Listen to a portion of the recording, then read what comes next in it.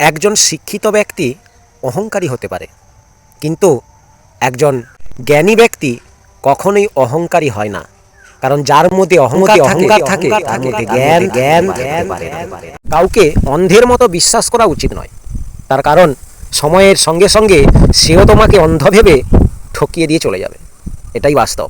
যখন কোনো মানুষ আপনার সঙ্গে প্রতিযোগিতায় পেরে উঠবে না, বারে বারে আপনার পেছনে খোঁচা মারার পরেও তবুও সে তার সঠিক জায়গায় পৌঁছতে পারছে না, আপনার সঙ্গে প্রতিযোগিতায় পেরে উঠছে না, তখনই আপনার বদনাম করা শুরু করবে, যাতে সবাই আপনাকে খারাপ চোখে দেখে।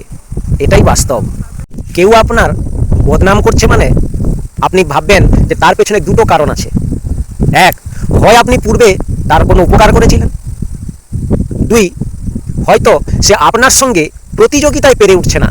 এই দুটি কারণেই মানুষ কিন্তু আপনার নিন্দা করবে। আর নিন্দা করছে মানে আপনি ভাববেন যে আপনিই সঠিক, আপনি ঠিক পথে হাঁটছেন, একদিন উচ্চ শিখরে আপনি পৌঁছবেন।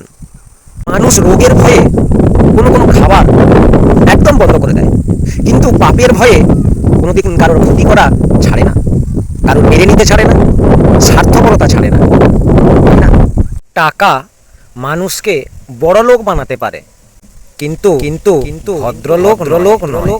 কি তাই না? বাড়িতে কোনো বয়স্ক মানুষ হোক বা যে কোনো মানুষ মারা গেলে আপনার সঙ্গে কাঁদার অযোগ্য কাউকে কোনোদিন যোগ্য করতে নেই। তার কারণ সে যখন যোগ্য হবে, সর্বপ্রথমে তোমাকেই অযোগ্য প্রমাণ করবে, আর তোমাকেই সবার কাছে খারাপ বলে প্রমাণিত করবে।